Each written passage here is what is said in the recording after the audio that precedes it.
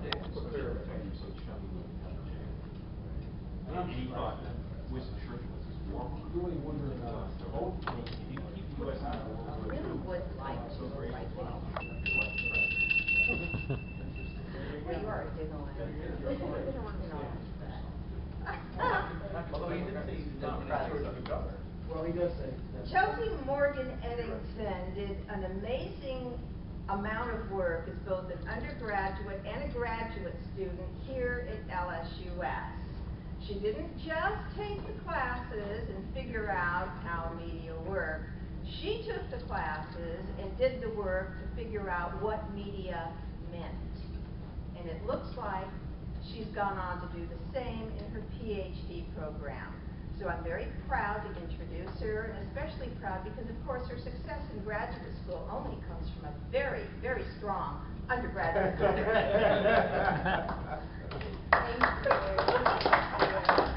Dr. Webster did not mention that she was one of my undergraduate and graduate school professors, and a lot of my success and my research interests have come from what I was able to refer to. So I can retire now. Yeah, you're good. So thanks for having me. It's great to be back at my alma mater.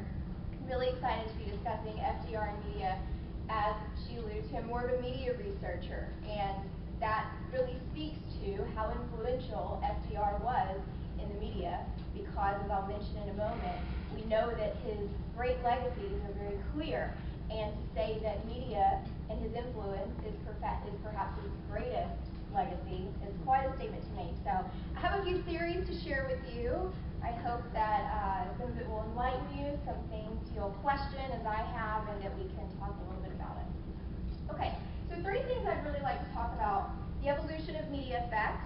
I want to look at FDR and his media manipulation and how he was really able to effectively control the media, both in an administration where he had a very high approval rating and a very low approval rating, and then his lasting legacy as a media innovator. So first, let's discuss direct effects media theory and limited effects media theory. So I want to talk first about direct effects theory and how that really was beginning to become a theory in social science at the turn of the 20th century. So when we have the printing press first available, it's funny in media because it seems no matter what era we're looking at, we talk about, oh, consumers have so much at their disposal. Oh, 20 years later, they have so much at their disposal. Now we talk about social media and what we have at our disposal with social media. Then it was the printing press, okay? So they have, consumers have more media consumption, and the theory was that consumers of media were directly affected by the message that was presented to them. So now we know that not to be true. How great would it be for advertisers if we would all see, say, a Ford commercial and think, wow, that truck looks really great, affecting my behavior, then affecting my, affecting my attitude, then my behavior, I go buy a Ford truck. So we definitely know that not to be true, or we would all have, houses bursting at the seams with objects that we didn't need, posed to us from advertisers who knew that we would change our attitudes and then our behaviors. So we move into limited effects theory. And what takes us there is a great look at how FDR was first really innovative in media. So limited effects theory, there was a really great psychologist named Paul Lazarsfeld. And he was aware of this direct media effects theory that was floating around. And he thought, he wasn't even necessarily trying to disprove it. He just wasn't sure. He said, let's get to the bottom of this. And his interest was in politicians and their effects and how they are able to gather votes. So what Lazarsfeld did was he did a survey in Erie County, Ohio, to decide how voters voted and what made them vote for certain candidates. So he looked at political ads, anything that FDR and Wilkie was able to get out to the voters. And what he found was this. He found limited effects theory to be what happens when we consume media rather than direct effects. And what that means is that messages do not travel through just the media and then to a consumer, but first the media and then to an opinion leader. And that term opinion leader we've heard come up a lot in media because we still believe it to be somewhat true in certain theories today in media. So the message would go from some form of media to someone in the community who someone else really respects their opinion, right? So say you are talking with your dentist, your spiritual advisor, someone that you really trust, and they say to you, you know, FDR sounds really great. This is who I'm going to vote for. That person would think, well, my dentist knows a lot about teeth and a lot about life, and I really respect his opinion, so maybe I'm also going to vote for FDR. So that's where we got limited effects theory. And FDR knew a little bit about this, and he decided to use it to his advantage. All right. So as I mentioned earlier, some consider Roosevelt's most prominent legacy to be his communication and his effect in the media. And again, all of the information we've heard today, we know the legacies that Roosevelt's left behind. So I'm hoping that I can show how innovative he really was to sort of back up this argument that this is more than likely his most prominent legacy. I was looking through some great research by Luxembourg who has said Roosevelt became a legend with reporters after his first press conference. He immediately was that impressive. And they consider him to be personable, upbeat, really relaxed with the press. When I look at some of these images and the research, and I look at kind of a comparative image, who I really find similarities to in his relaxed way of dealing with media is President Obama. And that's not, a take on politics at all. They have this really relaxed demeanor, which seems as if they're working to befriend constituents and befriend the press and use that to their advantage. And arguably, they have both done so very well in both administrations and in their elections. Roosevelt also did something really interesting where you see a lot of politicians now, and this is such a great year because we can watch the debates and we have a lot of fodder for this. And rather than saying, I don't want to answer that question, right? They post something they'd rather not answer. They spin it around. Sometimes they bash another candidate if it's an election year, that sort of thing. Roosevelt did something really interesting, and that was that he just would not answer the question. He'd say, no thanks, I don't want to answer this question. And he would sidestep reporters who didn't support him, which is interesting because I think about in a White House press forum, right? So you have all kinds of reporters there, and say George W. Bush, if he was holding a press conference, sure, he would probably prefer to call on the reporters from Fox News or from the Wall Street Journal who are going to paint him in a little bit of a prettier picture with a positive valence. But Roosevelt didn't just do that. He would refuse and sometimes even ban certain reporters from covering his policies because he didn't want the negativity. And that was accepted. So I want to focus on the time when he supported Thai. Again, we have another era where consumers have a lot of access to media. We have photojournalism, newsreels, radio, okay? So he realizes there's more of a way to reach them, and I have to do so effectively. And he does this. Now, in his declining support, we see, I'm talking more about 1938 just to give us an idea, with a 46% disapproval rating. There were a lot of issues that were unreported that had to do with Roosevelt. And some theorized that this was able to be done by him because reporters were fearful of him, that they worried they would no longer have a job if they crossed Roosevelt and published something that seemed negative about him. So that's what I want to discuss and kind of get to the bottom of. In fact, someone once said any members of the press who did not follow the strict regulations would be given greater restrictions or denied future access to the president. Roosevelt also once said, ideally a newspaper would publish parallel columns on its front page in order to allow readers simultaneous exposures to both sides of any news story. I would love to see the day when I can open the New York Times and see two different perspectives published right next to one another. Really gives us a glimpse at valence and how we can positively or negatively skew a story in the media. So he focused his agenda primarily on his supporters in the press, as I mentioned. Okay? And he would just refuse to speak with press members who challenged him. If he was challenged, they were no longer invited to the White House. This also extended to photography due to his health, and I'll talk about that in just a moment. So with his media censorship, he would often use the war effort to avoid questions. And we even still see that modernly, but Roosevelt did it in a really special way. We know that wartime requires heightened precautions with public information, And FDR could quite easily redirect unwanted questions citing military effort. Nixon would eventually do this, but it didn't work as well. And we're going to discuss why a little bit later. Okay?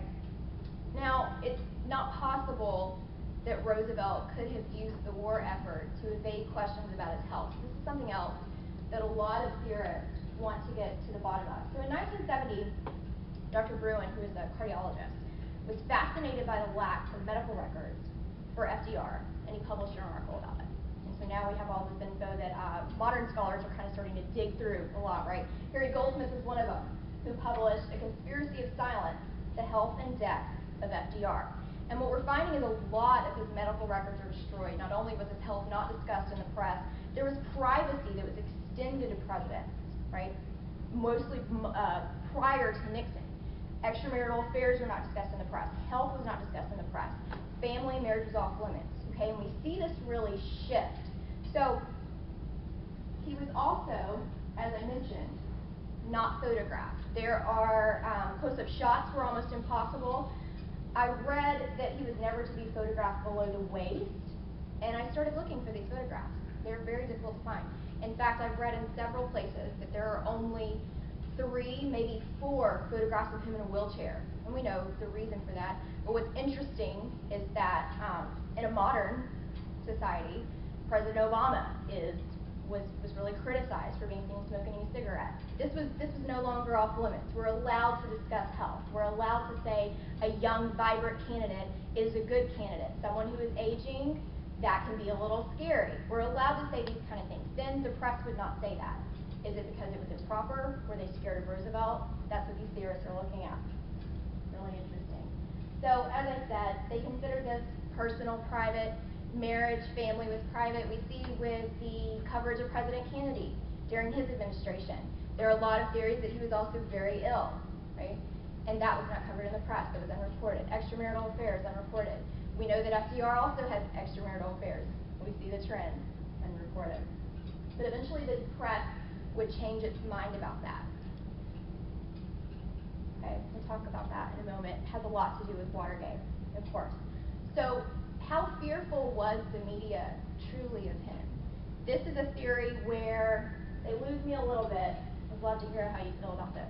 So some do speculate that FDR actually had prior knowledge of the attack on Pearl Harbor, and that the reason he allowed this to happen was to give Japan the first move. And after this happened, he worked to keep that out of the press, of course. That would annihilate him. Worked to keep this out of the press if he actually knew that the attack had happened. Okay. So, did he have absolute press control?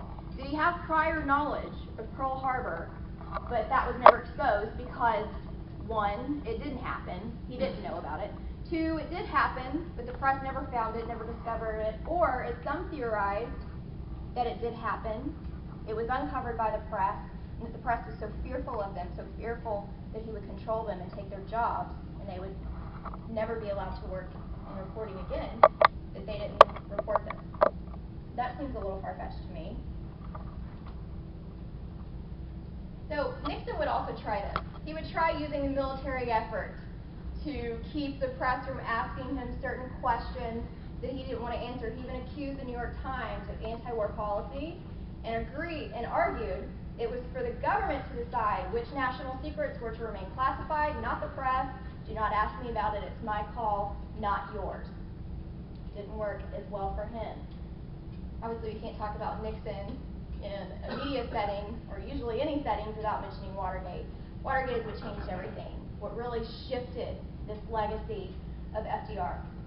We know that Watergate altered the media's treatment of the president's treatment of the media. It also affected the trust and the respect for privacy that the press once extended to seated presidents, their family, their health, extramarital affairs, anything to do with family. Okay? We see this post-Watergate with President Clinton. Now, the press would once ignore extramarital affairs. What happened? Why was there a witch hunt to uncover this for Clinton? The reason, I theorize, is due to Watergate. You've got young reporters, all reporters who see 2 young reporters who were able to bring down the president, right? No one would have even thought to cross FDR, but it was feasible with Nixon. So when you see that there's this story brewing as a member of the press with Clinton, your job is to break the story first, and that's when we really see a shift where certain privacies are no longer extended to seated presidents, to their family. Nothing is off limits. So in summary, discussed a little bit about the evolution of media effects to limited effects theory, Paul Lazarsfeld, how FDR really brought that about, his media manipulation influence, the effects of that, and his media legacy. Thank you.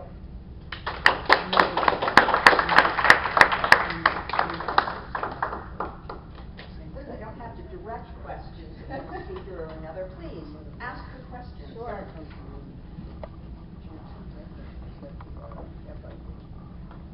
Yes. I'm just going to say, you extended in your thing, I think really hurts your case. What's that? I would get rid of every single thing you said about Pearl Harbor. Okay. Leave it out. Okay. It's like arguing global warming in front of scientists. It's not worth it. Sure. Okay. Thanks for that.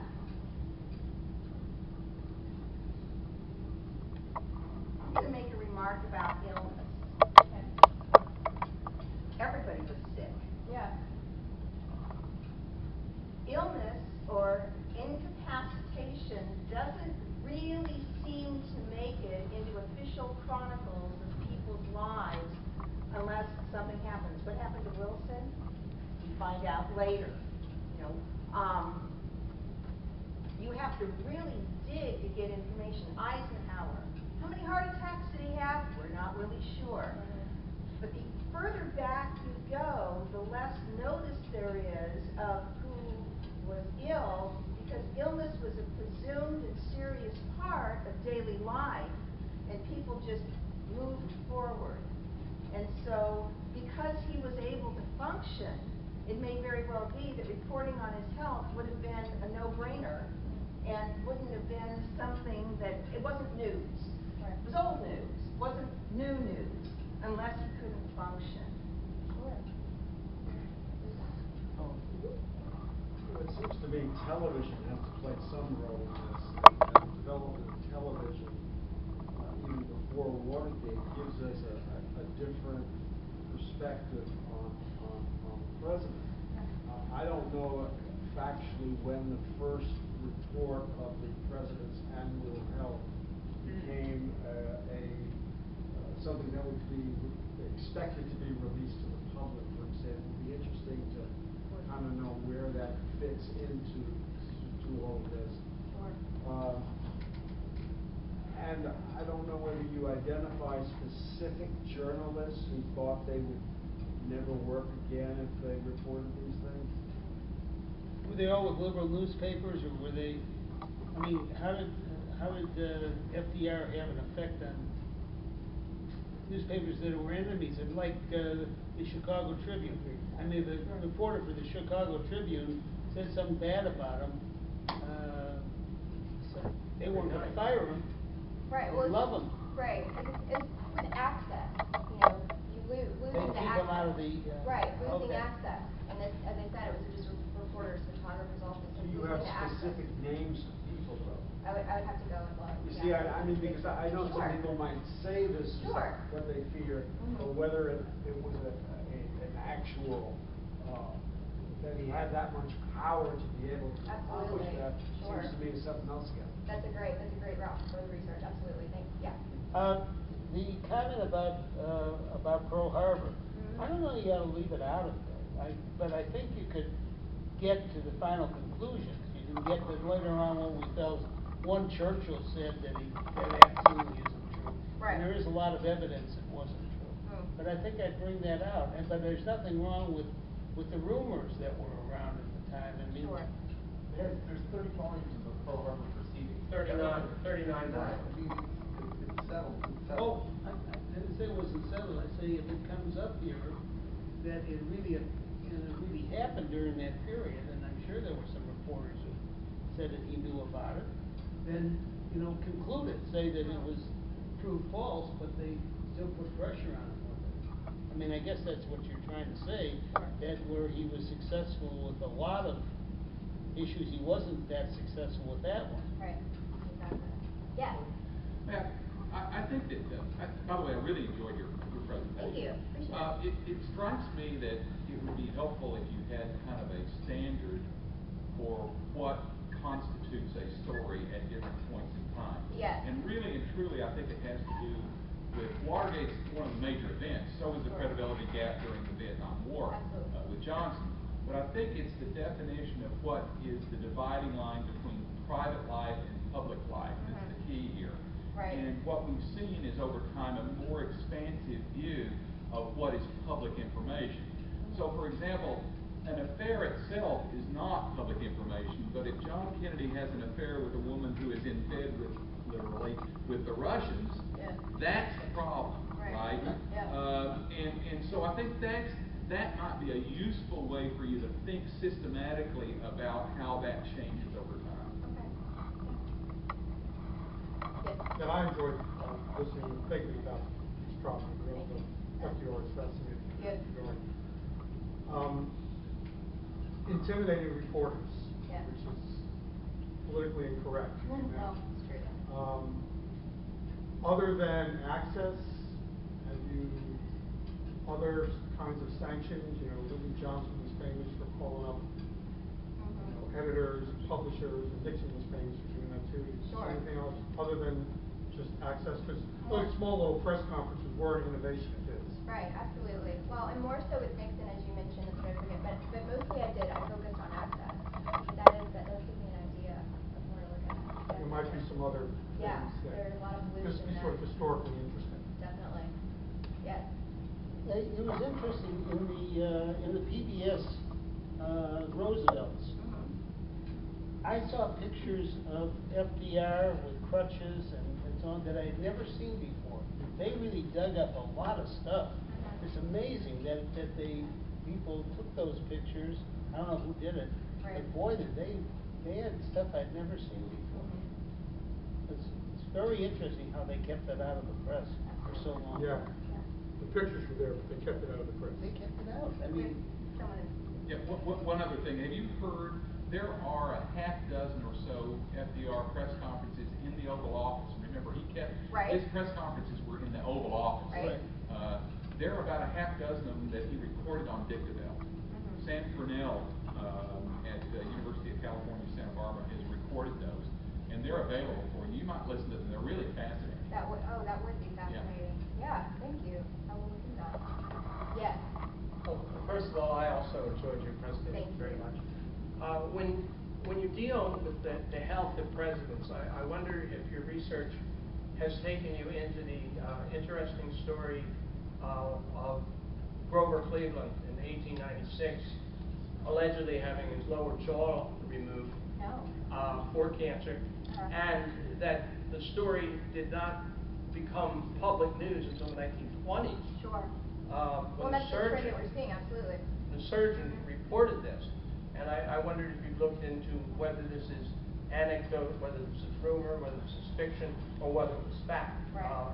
Again, it's background to the health of a president, and it would contextualize what you're presenting to some degree. The actual tumor is in a jar in the Mutter Museum in Philadelphia. Really? Yes. It is. And it's huge. And it was his upper palate, and they put him on a ship. And they went out to sea just offshore. Those of you who heard about, correct so far? They operated on a ship. You know, a ship. Right? I heard it was a barge in New York Harbor. Okay, on the water. All right. And they fitted him with a prosthetic upper palate, and he gave a speech that night. So that ties into what I said earlier about everybody was sick.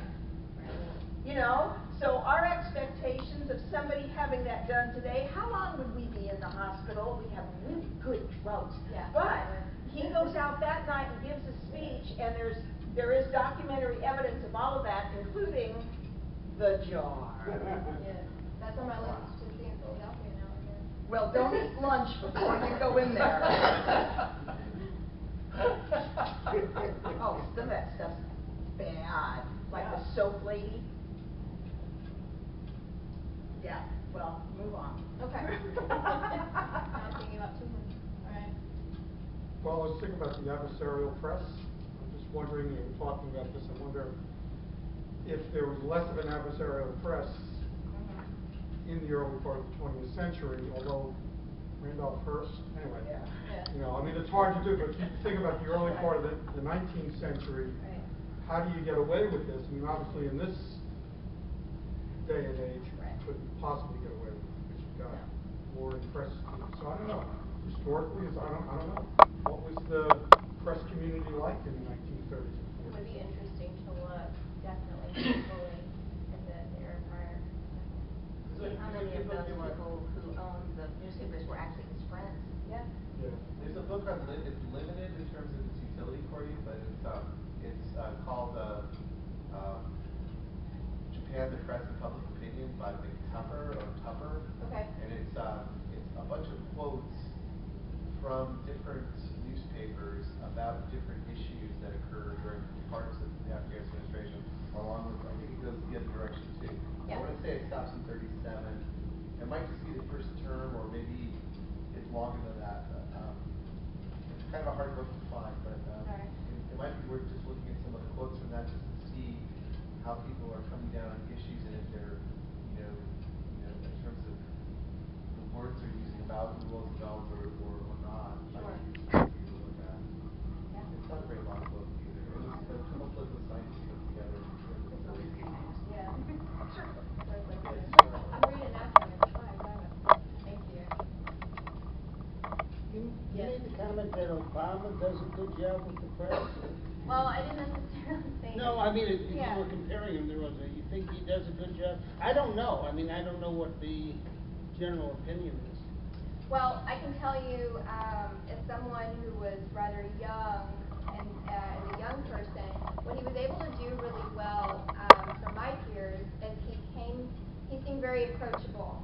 And that's what FDR was also looking to do in the press. He seemed very approachable. He seemed like someone that you would want to grab a beer with, and that is what really pulled in a lot of young voters, I think, not only just from a scholarly aspect, but from being around, being in that age group. Absolutely. He wasn't stuffy. He seemed very friendly and, again, approachable. Yeah. It seems, I'm a salesman.